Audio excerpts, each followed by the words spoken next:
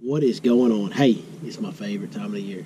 It's the most wonderful time. It's definitely your favorite time of year. It's unbelievable. I've never seen anybody sit here and look at fish all day like you do. I love the sight fish. Yeah.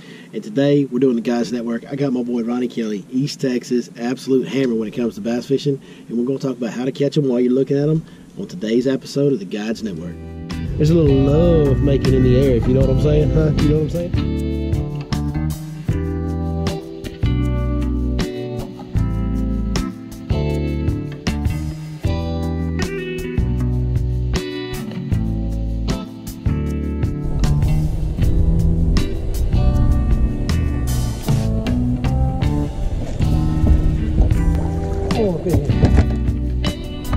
Big old male right there, boy. I wish he had female with him. There we go.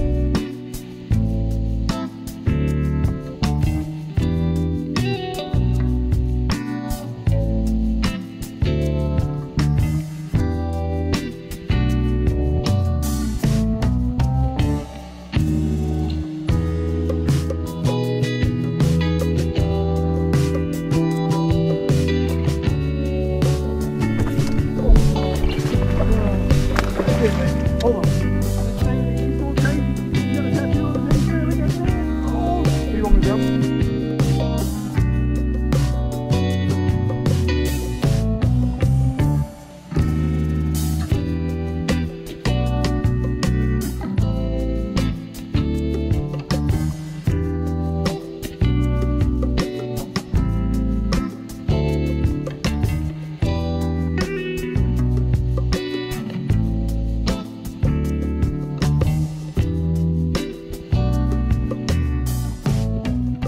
Like I said, sight fishing, or probably I can't even say it's no doubt it's my favorite thing, my favorite way to catch them. Maybe it's because it's only seasonal that you can do it, but I absolutely would rather catch them that way than any other way. Yeah, you know, this time of year it's kind of a big deal. A lot of times you don't have to sight fish, but then there's just kind of a lot of times that if you're not sight fishing, you're not going to catch them, or you're going to lose your tournament or whatever. That just and for young guys, high school guys doing tournaments, you know. The beautiful part, my favorite part about sight fishing was when I was fishing tournaments, I can pick which ones I fish. That's right. You know, right. If I know a lake, you know, if we're fishing on Palestine and I need 25, you know, if it's you know what you need to get. I know I don't need to even swing unless it's a 5-pounder. You can kind of hand pick your top 5 fish, and then you only got to catch those 5. You don't have to have the pressure of catching. It's complicated, it's frustrating, but it's also fun and exciting, and probably for a lot of people, I know you're big into it, but I would say for a lot of people, it's their most favorite way to fish. And you're a guide at Lake Fork, and I used to guide at Lake Fork, and obviously this time of year when the fish start to get on the bed, we're booked 3, 4, 5, 6 months out because of this particular deal. That's true. Well, here's the deal. Some of the biggest fish in the lake will get right up there where you can actually see them. Yeah. If you take your time and you're patient, they're vulnerable. Look in a little bit deeper water, you can see some of the biggest fish in the lake come up there where you can see them and know you're fixing to catch the fish of a lifetime.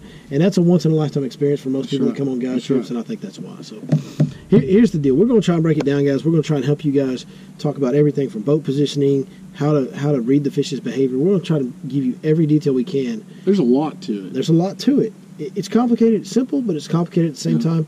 And we're going to try and simplify it so you guys can kind of get started and get out there and do it on your own and maybe have some success. Let's start off with the gear first, right? Okay, let's go there first. So I would say my number one deal, I'll go ahead and show this one first because it's right here on this side. But there's kind of 2 baits. There's only 2 things that I throw on the bed. And there's a lot of guys that throw drop shots and wacky worm. There's all kinds of things you could throw at a bed fish. But I only do 2. One of them is a 3/8 ounce jig. I like a 3/8 ounce jig, but I trim it up, make it really compact, and I want it to look like a brim. See, that's kind of brim compact color. Deal, you know, a big deal of bed fishing is you want to make sure they get it in their mouth. Everything that you use on bed fish needs to be really tight and compact because they will tend to bite the back end of it. That's right. So there's the first thing you use, just a simple old 3/8 ounce jig. For me, that's the 6 cents hybrid jig, Divine hybrid jig right there, and a smash crawl for the trailer. And you know, we're talking about the jig. One of my favorite things about a jig, and a lot of times I'll throw a jig with rattles, and I can keep the head still and shake the rod, and that skirt's got so much movement, and it just irritates when if I've got rattles on it, Now I've got the skirt and I've got the rattles. Yeah, anything that you can make move, and that skirt's kind of always moving. Exactly. Anything that'll move without actually moving out of the bed is great for sight fishing. And you know, we've been sight fishing all day today pretty much. And, you know, Ronnie, I noticed you rigged up. Just a Texas rig with a flipping hook. This old Texas rig with old, some kind of any kind of small beaver bait, crawfish looking bait. I was throwing a little menace type looking bait. Hyper Freak works really well. This is the LFT flipper, but you were rigging it a little bit different style. So show them that. Yeah, so let me show you how to do this. On these these bodies are a little bit wide, but they're real narrow. So instead of just rigging it the traditional way, which is with the little V groove, putting the hook in it through the groove, and then putting it back, to where it sits like this. I don't know if you guys can see this, but instead of doing it like this, what I like to do is come out from the side. It's just a little bit different. I've never seen anybody do that until I saw you do it. I come from the side. Can you guys see this? I come at it on the skinny side, and then what I'll do, I'll thread it up my bait, and I want to get it up here. And then instead of going all the way through that half-inch wide body, I just go kind of towards the end. And what it does is it... Get that on the other side so they can see that. I get it right about here. And put that right up in the I'll get this in here and show you guys. I get it right here, and it just gives me a little bit more meat. I'm not worried about my hook coming out of this little seam right here. You want to get that bait straight. And the reason the bait's straight, it's not... A lot of people think, well, the bait's crooked, the fish will see it and they'll go, oh, it's not real. It's so it falls right. That's the main thing. But I've been hooking my bait like this for a long time, not necessarily because it helps me catch more fish, but it keeps my hook secured a little bit better. Yeah. And then, if you guys can see, it pushes through really easy. Those things are notorious for splitting down the middle when you hook them the traditional way. So, on rods, you're really up close to these fish. 20, 30 feet. You need a big rod to pull up slack. You need a big rod to pull up slack, and at the same time, I want some bow in it because that's a lot of impact on your line from that distance. 7.2 medium heavy, 7.4 medium heavy. That's a great rod. That's a great action. So that's what we're doing today. This one right here, that's 7.2 medium heavy 5 series. We got a 7.2 medium heavy elite series. That's what we're doing this bed fishing with, and I think that's the best rod to do it with. High speed reels, because you know what? Here's the deal. Important. I tell my customers this. You got to remember this. When you stick this fish, dude, he's only got one way to go. He can't go that way because that's land. Yeah, he's got to come at you. Yeah. So you got to take that rod up. That's a big rod. You got to be able to pick that slack up, and you got to have a little bit of backbone. Those 7.4, 7.2, medium heavy, a little bit of a moderate action. You get a little give. Well, that's what I love about the limit rods on their medium heavy. Down here, it's just, there's nothing. No give, so it's a meat stick, but yet at the tip, that's it's a great rod, give, man. That's the first time I fished with it. I love it. Limit has got a great product. Like I said, we're using both the 5 series and the elite series, and we can feel the bites, see the bites. Great. Yeah, like I said, the reel that we had on them today, Daiwa Fuego, 7:3 to 1 gear ratio. You want at least a 7 to 1 ratio. Absolutely. It's all about taking that line up and not letting that fish get control of you. And there's only one line type that I use for this, 20-pound fluorocarbon, every time. Yeah. Now, I'll say this. I use 20-pound fluoro 90% of the time. The water's a little bit clearer.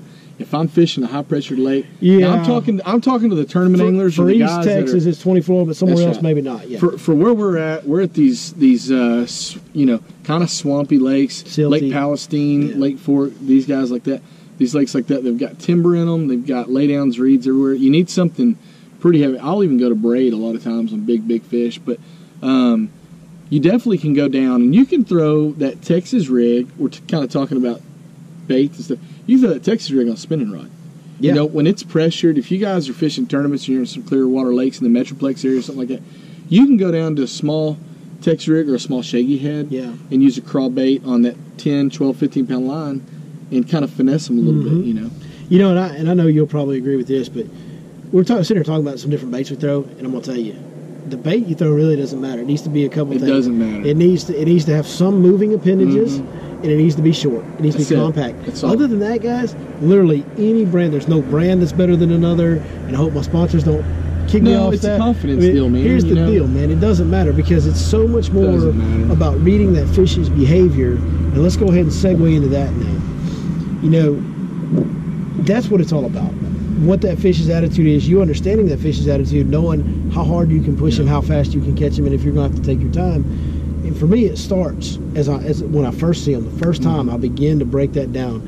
And, we just cruise down the bank. We put the trolling motor on about 1/2 to 3/4 speed, and we're going down the bank pretty quick. Now, if I can buzz that fish's tower and he stays on his bed, and even if he leaves, but he turns around and it comes right back like that, I'm going to tell you, that fish... It tells you a lot about that fish. Isn't aware. He's not aware of it yet, but he's got a new hole to his head coming. Right. You know what I mean? Yeah. Like, he's done. He's caught. Get it put to him. Yeah, he's caught. So, now, a lot of times they'll leave, but I'll watch the speed at which they leave. If you come up on them and you're not even going that fast on the trolling motor, and that fish pew, kicks up a cloud of dust and he's gone, I never even turn back and look at him again. I'll tell you something else I'll do is I'll take like a bobber and maybe a 1 ounce weight, some kind of weight that I can tie a line to, and get just a little trot line or braid or something like that, and get me 3 or 4 foot of slack. And when I see one, and especially if it's a big one, and especially I'll mark it. I won't throw it right on the bed, you know, but I'll throw it a foot or two to the right of the bed. Yeah. And then what I can do is I can take a big cove and I can come through and I can mark all the fish that I want to catch, and I turn around and blind cast to them before I ever set up on get up on them. That's brilliant, actually. That's really good. But yeah. So start. I mean, when you first see them, you know, I don't mind them leaving the bed as long as they don't leave in a real fast hurry and go way far away. If they just kind of ease off the bed under the boat or something, I'm fine. I'm going to come back and see if he's come back and set back up on the bed. And the next time I come in, I'm going to be real cautious and try to sneak up on these big him. fish, guys, if you're out there and you're on Fork or you're on any of these East Texas Lake or some of these Lake Lakes, you're going to see some of these big ones kind of swim off and not come back for a minute, and they're going to sit there going to watch you.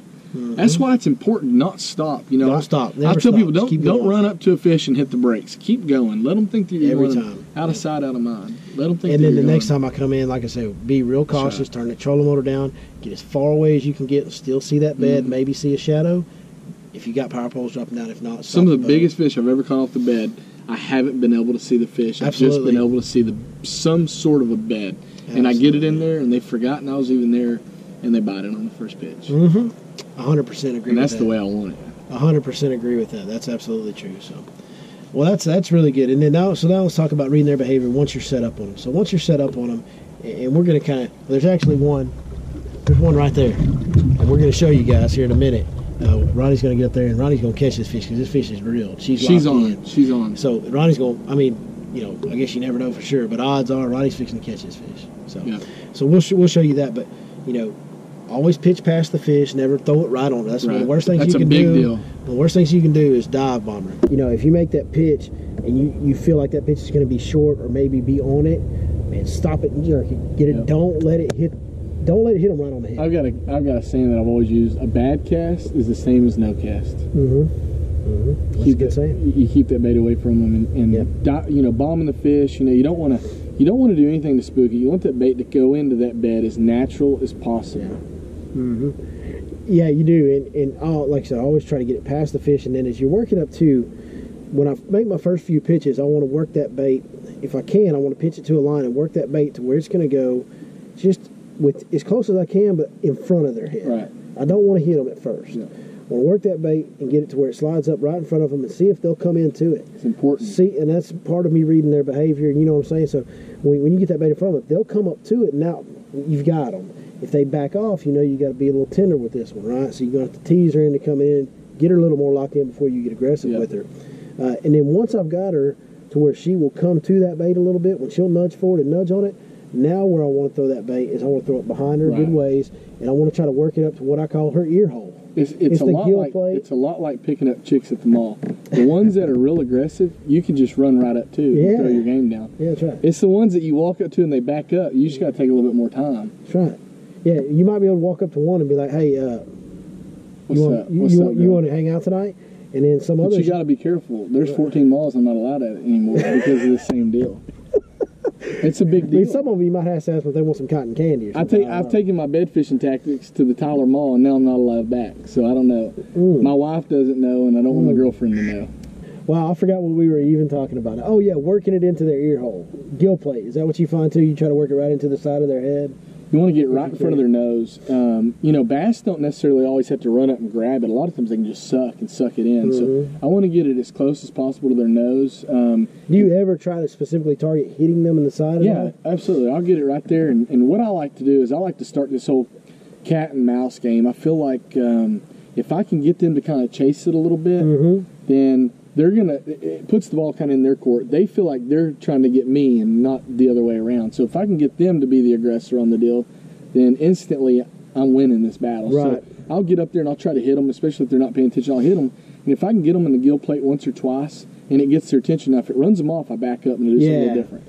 Yeah, you will see that sometimes when you hit them, they'll run away and not come back for a couple minutes. Don't do that again. But if you pop them and they spin around, they start doing that circle of death. You got them, and they'll nose up to it, and then they'll bite it. And Rick James and on it, baby. What I'm always cautious about is that gill flare. Because if you'll remember, last year at Palestine when you and I fished together, that sucker came up and I couldn't really see it, and she bumped it. It was one of those big fish that was in that water. You barely could not really see her. You see but like something dark. You see a shadow move every once in a while. But and she bumped it, and I set the hook and I snagged her. So you kind of want to make sure that they've got it and let the line get out. Now in a tournament, man, you can't keep them, but I'm just cautious. If I feel a bump, I'm setting the hook.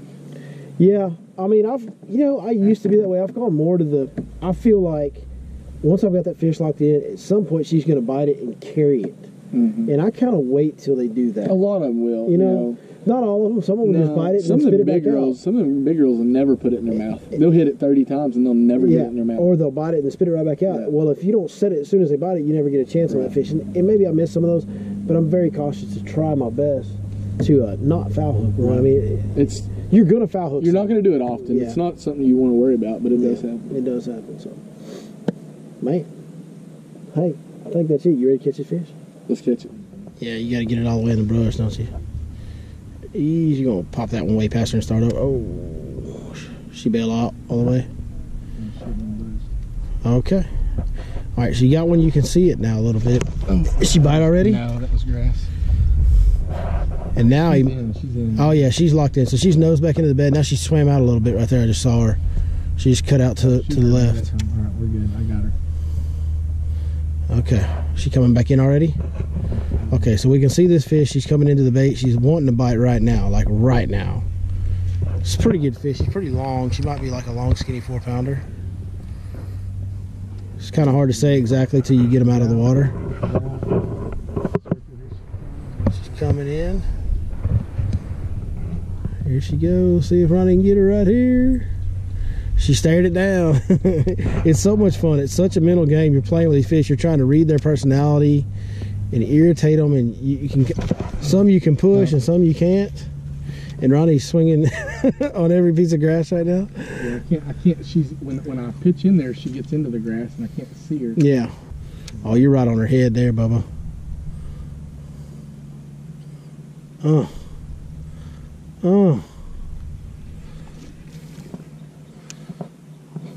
All right, what are you thinking right now? Huh? What's in your head right now? Freaking enchiladas, dude. About this fish, what's in your head? It's about to go down? Yeah. You know, I need her to snap at it at least once.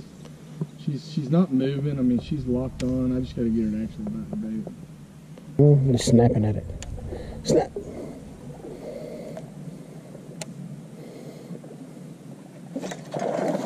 Here you go.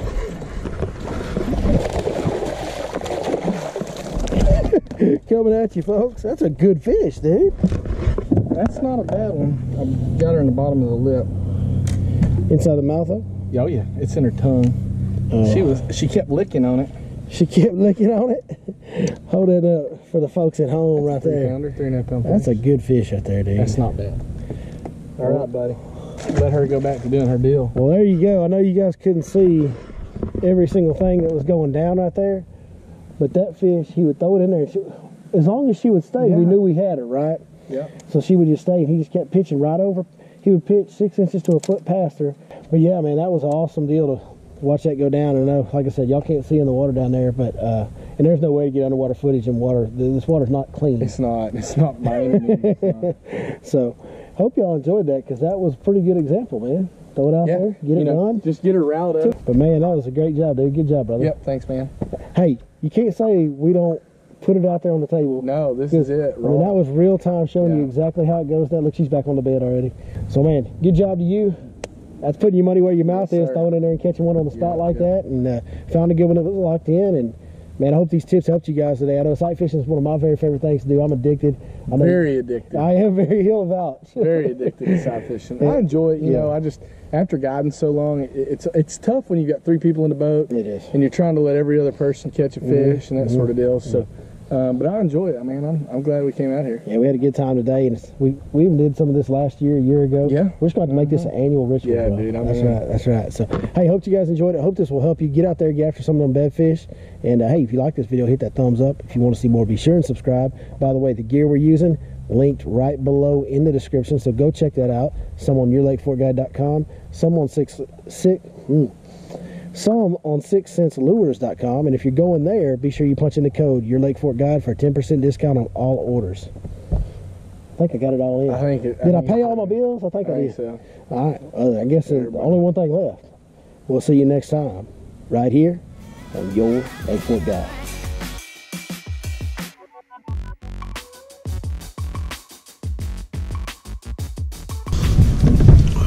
Move over a little bit. You take up the whole boat. I do. I'm a big boy, son. You're a big boy. It's a lot like picking up chicks at the mall. But you got to be careful. There's 14 malls I'm not allowed at anymore. I've taken my bed fishing tactics to the Tyler Mall, and now I'm not allowed back. So I don't know. But I'm going fishing with Billy Lawson today.